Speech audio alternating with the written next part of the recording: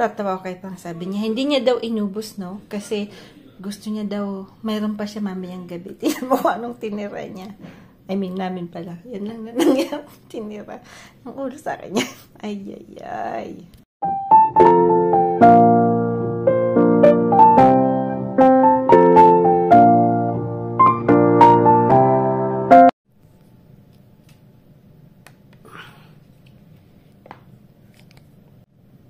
Ayan po, good morning po, Bali. Today po, papakita ko po yung gagawa po tayo ng another fish. Ayan, another fish. Kita ba? No, hindi kita. Kita ba? Ayan, meron talaga pagka cameraman ka pa, tapos vlogger ka pa, no? Anyway, ayan po, yung ating isda. Dito po yung isda pong yan. Parang tilapia, pero ano po siya, galing sa dagat na po. Dorad tawag dito. Dorad. Yan po, yung white fish po siya. So, gagawin ko po today is salted, iaano po natin siya sa salted black beans. Ayan, ano ba tawag nito sa Tagalog? Ayan, nakalimutan ko na naman. Ayan, tausi. Tausi tawag ni mama dyan pala. Ayan, sabihin ko tausi po. So, ako po, kinakat ko po siya dito, no? Yan. Nagaya ko lang din yan. Nagaya ko din yan. Ayan. So, para po pagka linuto nyo, ano po siya, no? Cook po siya doon sa bandang yun. So, wait natin kasi may tubig-tubig pa ng konti. Dapat po pagka nagprito, medyo tuyo po, no? Kaya pagka wala po kayong ganito po sa Pinas po, hindi uso yung, minsan wala po tayo dahil nasa island po tayo, no? So, pahinuruan nyo na po.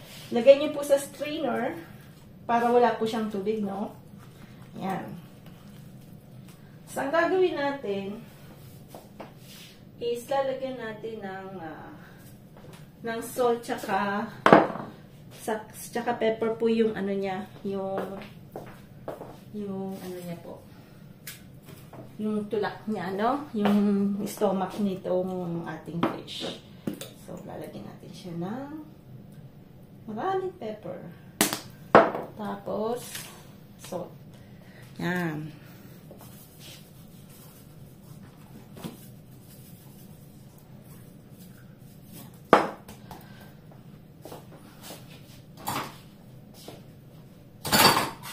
So, lalagyan din po natin ng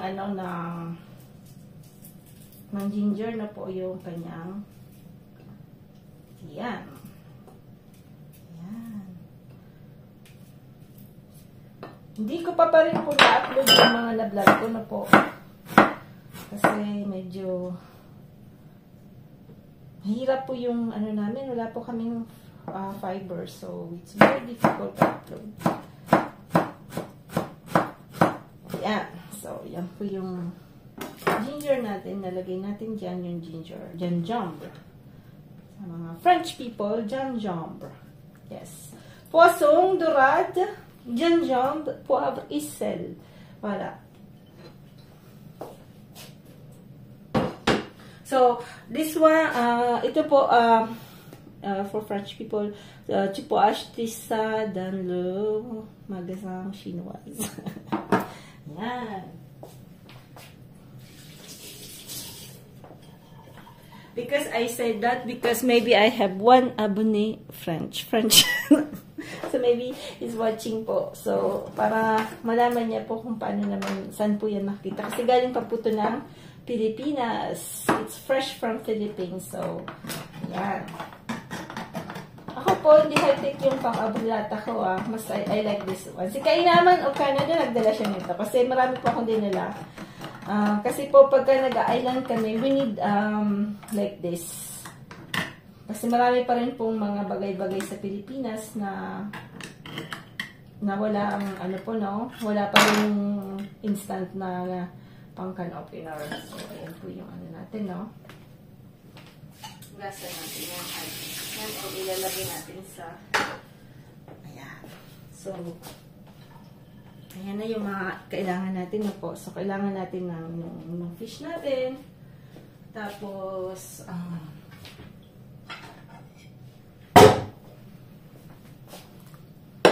Gagayatan ko lang tong ano po, sibuyas, no? Dapat marami din itong sibuyas. So, yan. Gulo.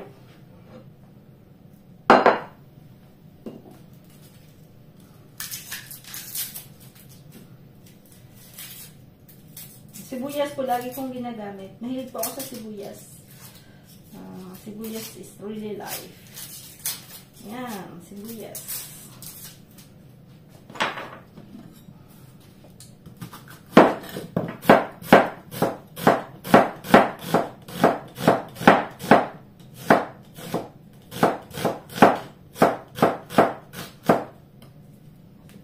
Mas maraming sibuyas po, mas masarap na. So, kailangan din po natin mamaya ng konting tomato na po para magkaroon po ng konting kulay yung natin, yung fish natin na po. So, cut muna natin to. Ayan, dito po, ipiprituin na po natin yung isda, no? So, we just put vegetable oil. Ayan, canola oil, minola oil. Para-parehas lang naman yan. So, I think sa house po sa Pinas, kila mama. Si Ma'am Isis po ginagamit niya is, coconut oil. Ayan. Ayan. Coconut oil po yung ginagamit ni Ma'am Isis. So, ayan. So, kailangan po lang nating medyo mainit na mainit siya, no po. Kasi, para po pagka ayan po. So, piprito na natin, no? Hindi pa masyado. Hindi pa siya na tarapsik. So, ano po, sa mga nakaraang ko pong vlog, ang nangyari po ay nag-froze na po dito sa amin na po. So, sadly, marami pong, yung sili po, patay na po sila. Ito po yung nakuha nating sili. Nung tinanggal ko na po yung mga yan po yung sili natin na repot na po sa galing sa garden. So, lahat po yan. Yesterday ko po tinanggal na kasi ganito na po yung nila. Ang gawa nung nag-frost po sila. So, ayan. Yun po yung sad nung pag may winter. Kaya, inuulit-ulit ko lagi. It's very nice kung sa Pinas po, no, you can plant all year. Nung nasa Reunion Island po kami, ganun din. I have vegetables all year na po kasi ang winter nila, nag-20 degrees lang. So, Reunion is really nice for really nice island, kasi hindi po sila masyadong mainit. Nag-iinit din pala. But, ang winter nila is only 20 degrees. Hindi talaga yung gaya dito na lamig, yung talagang sobrang lamig. Pinalitan ko po yung kawali kasi medyo maliit yung isa. Masikip. Nahirapan ko pong nahirapan ko siyang patamblingin, Joke. Mahina itong Di pa tayo dito, dito ba? Medyo mas malaki po yung niya. Yan. Dito na tayo. Yan lang. Palipat-lipat. Pag hindi gusto, palipat-lipat. Dito tayo sa kabila. Medyo nahilo po yung isda natin dahil papalitan tayo ng kawali. Pero ayan po. Hitasarap-sik na. So, pinapatambling-tambling ko lang po yan kasi gusto ko pong medyo yung pati yung niya po, no, yung buntot niya is din.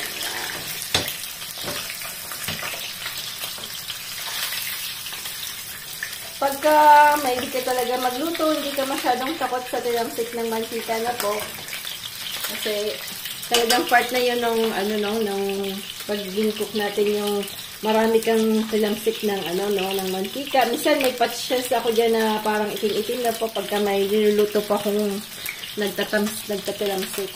So, ito po kayo ng isda, no? Gusto niyo po yung tiyan niya, no? Yung stomach niya is cooked. Ako po ginaganito ko po siya. Ini-slant ko po siya, no? Para talagang lutong-luto. Kasi masarap po yan pag medyo maragsik na konti, no? Toasted na konti. Minsan kasi, hindi pa siya luto, parang iba yung lasa niya pag gano'n pag hindi siya luto masyado. So, ganyan lang. Saka yung isda po, isang lipat lang yan. Pag luto na, sa kanya lang po lilipatin. Ayan, ibaliktad na po. So, yung buntot, parang hindi pa po siya masyadong cook. So, gagamitin natin. Init lang po, sobrang init. Napapasok na ako. Yan. Kasi ako malapit ng maluto. So, parang paras lang din po ng escabeche, no? Style. So, ipiprikook niyo po yung fish. Ipiprikook niyo po yung fish. Huwag niyo po akong gagayain, gawa ng chopstick, So, medyo delikado po, So, naman siya nag-sili, medyo may pagka-bikis-bikis din,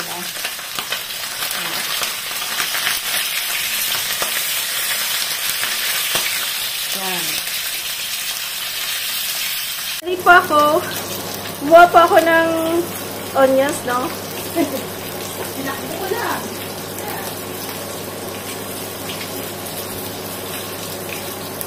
Yan po. So, ayan. Natututo na, nawala lang ako ng konting minuto, Tingnan natin. Babaliktad natin ng kabila.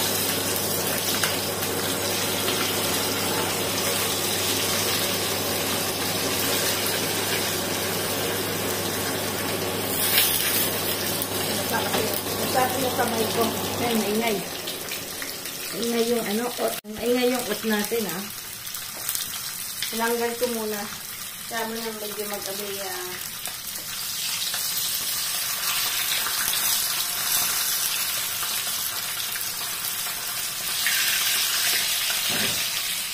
So, let's see is the chianis. Ayan, makikita niyo po cook na siya. Ayan po, tingnan niyo po yung closer look.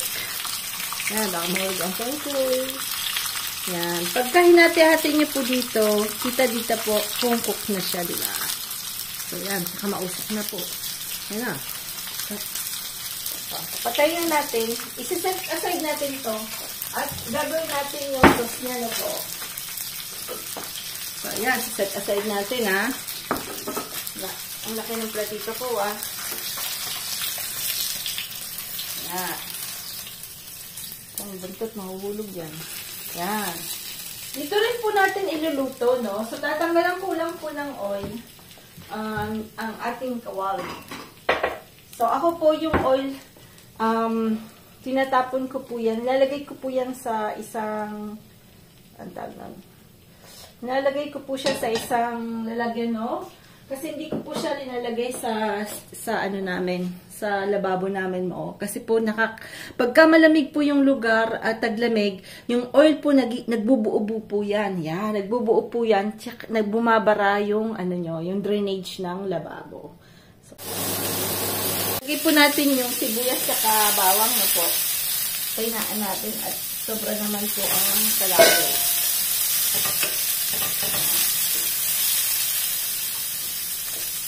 Lagay na natin yan. Pag gusto nyo pong medyo maanghang, tumalon. Nasa na? Tumalon yung kamatis. Ang bago po pagka pinag-ano nyo yung yung kamatis siya kasi sibuyas, no? Parang pag nag-omelette po tayo. Yan.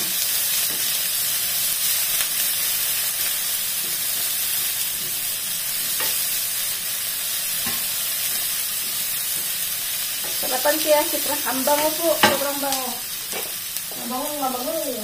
Hindi po natin lalagyan ng asin na po kasi yung tausi, ito po is very maalat. Ganyan tawag. Hindi siya maalat.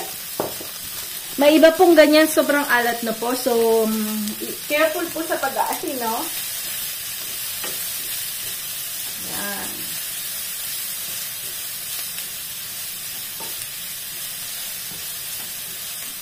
Lalagay na natin to para yung mag-ano-ano mo naman po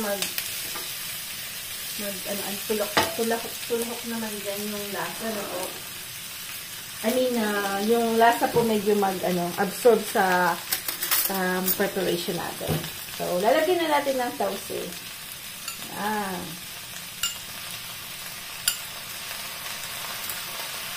Hindi pa ako yata nakakapagluto nito, ah. First time ko magluto nito kasi natatakot ako hindi magustuhan niyo pang gawa ng baka maalat. Hindi siya mahilig sa maalat. Yan. Yan, bigyan pa natin. Pag ayaw niya, di sa atin na lang. Ayan. So, ang gagawin natin, para medyo may asin, ito po yung inilalagay ko sa mga preparation ko na po. Kasi ano na po to. Maanghang na po siya, no? Kita ba? Hindi kita, ha? Ayan. Ayan.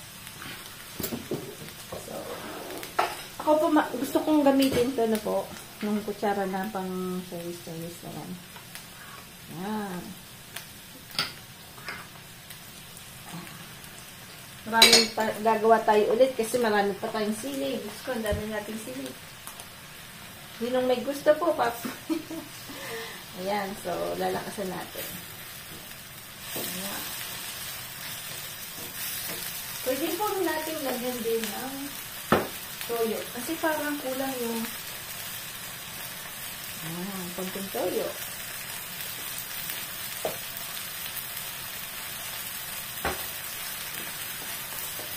Ayan. Kasi hindi po concentrate yung nabili kong tausiya.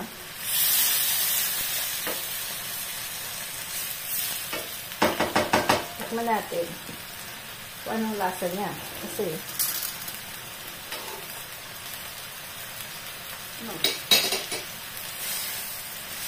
yung tausiya medyo maalat, ah. Pero dapat ang partner niya dito po is white rice na po. Yan. Kasi yung tausi niya maalat. So, lalagay po tayo nito, ah, para mas may green naman po.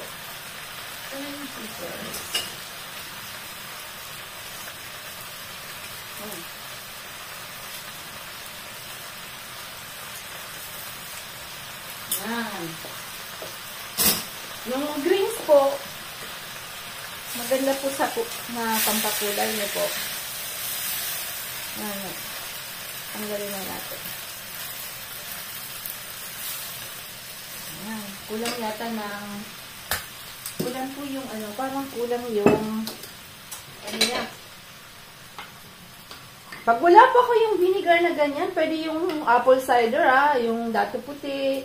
Wala pong yung problema. So, kung ano lang pong meron sa bahay, ganun po. Ako ganun lagi po pag nagluluto po ako, hindi po yung sunod-sunod yung recipe, no? Yung nakalagay ka sa booklet, sinusunod. Ako po, kung ano po yung on hand ko, yun lang po yung niluluto ko. So, ganyan po yung luto ko. So, on hand po natin yung tag nito, yung mustasa po, ang dami pa rin sa garden, no? So, ako po kasi yung bago pa lang po sa channel na nanonood, mahilig po ako sa greens. Ang nakasurvive lang po sa garden is the mustasa. So, lahat po ng preparation ko, nilalagyan ko po ng mustasa. And I think mustasa is good. Hindi ko pa kulang siyang ina-try na igata. Pero pagka ginisa-gisa sa mga ganyan, masarap po kahit sa pansit, sabi ko po sa iyo, masarap. Nagustuhan po nila nung lumuto po ako ng in fairness po, nagustuhan nila yung mustasa. So, yung oil po nung sa fish, pwede nyo pong lagyan yan. Kasi para fish naman po tayo. So, ito po yung kahapon kong kinuha, no? Na i-vlog ko din po yun yung sa soup. Kaya nahugasan ko na po yan kagabi. Napadami yung kuha ko pong mustasa. So, yan po yung ilalagay natin. So, tingnan natin kung magugustuhan ito. Baka hindi na magustuhan ito, Ayan. Pero ang bango-bango po. Ayan. So, alas 12 na po. Kain na po kami ni Frank. Ayan.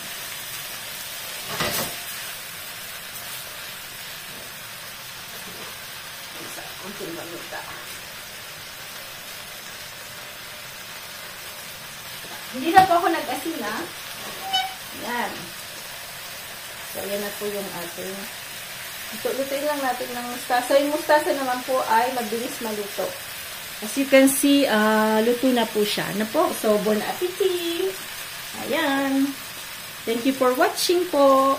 And sa lahat pong mga sumusuporta sa channel, lahat po na nanonood, maraming pong salamat. At, try ko po din po yung mga nagbablog din po na i-support. Tinitingnan ko po yung mga nagla-live. So, maraming pong salamat ulit sa lahat.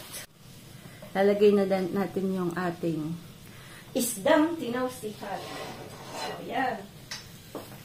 Pwede pong tilapia. Mga kalistong tilapia. Yan. Pwede nyo. Yung buntot. Yung buntot po, nasira. So, it's okay. Very easy. Very cheap, no? Lalo na pag yung di mo bibilin yung mga sibuyas lang. Yan po yung tirapan ng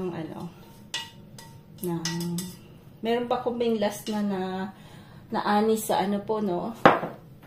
Sa garden na sibuyas. Yan. So, let's eat. Yan lang po yung ulam namin ni Frank. So, may gulay na kami at may isda pa. Ayan. Thank you po. Let's eat po.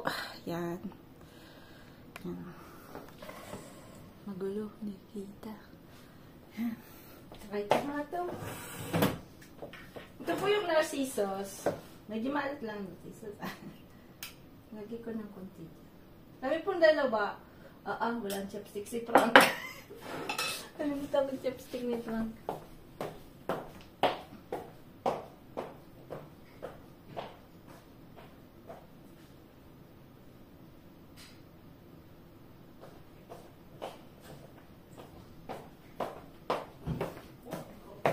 Ayan.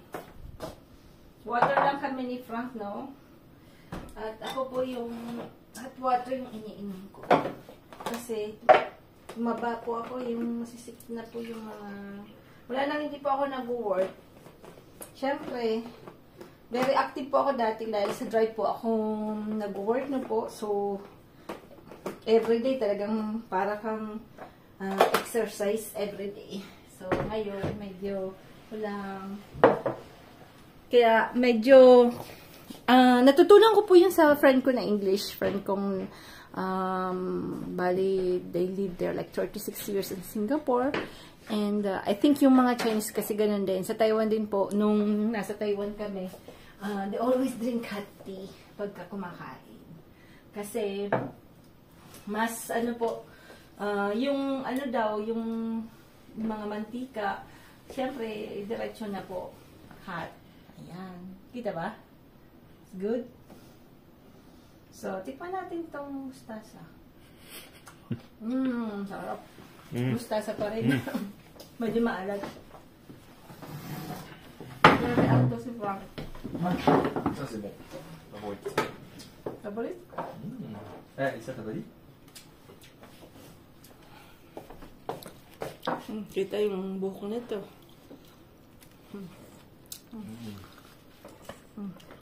Oh, tu filmes. Ok. Naman mo. Voilà. Voilà, just a little. Alors, c'est bon ou pas? Très bon. C'est salé, non? Hein? C'est pas salé? Non, c'est bon. C'est bon. Ayan, nahiya. Kasi para malalaman kung malakas siya kumain, no? Joke. Un peu, hein? Encore? Salé? Hein? Ouais. Ça peut être bien.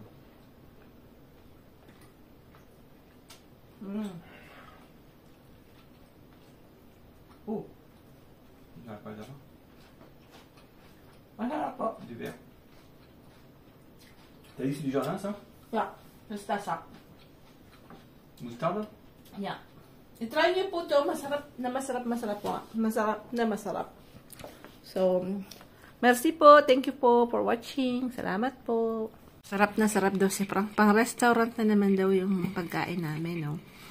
So, ako po kinakain ko po yung tulak. Yung banda dito, yung belly, no? Kasi Hindi po siya sanay mag, ano, ng stomach nung, ano natin. Pero, masarap po talaga. So, i-try nyo po sa tilapia, sa atin na po. Magugustuhan po ng mga mahal sa buhay. Inubos ni Frank. Wala man lang tinira sa One by akin. one. One by one. One by one. Sige. One by one. Magaling na to sa chopstick, ah. Chikwa na to, ah. Big one for me. Naubos, oh. Ha? Sarap po talaga, masarap. Yan, ano lang po kami, linanot. Yan, linanot lang kami. Kasi ang lamig. Sabi ni Frank, kuha ka nung ano, yung ginagawa mong, ano, yan daw yung linanot, no? Tapos, yung tira kagahapon po, nasa baw. Tapos, yan lang, daing. Tapos, mag-avocado lang po ako, no? So, pwede na yan. Yan, avocado. Dito po yung avocado, hindi dessert, no? Sa France. Ewan ko po sa ibang countries. Gumagawa po kami ng tawag po vinaigrette. Yan po yung nilalagay namin sa avocado. Tapos meron pong surimi. Yan po yung crab na industrial crab, yung hinahalo ng mga Korean sa ano nila, sa shabu-shabu nila, yung parang sabaw-sabaw nila, no? So, yun po yung inilalagay namin. Ayan.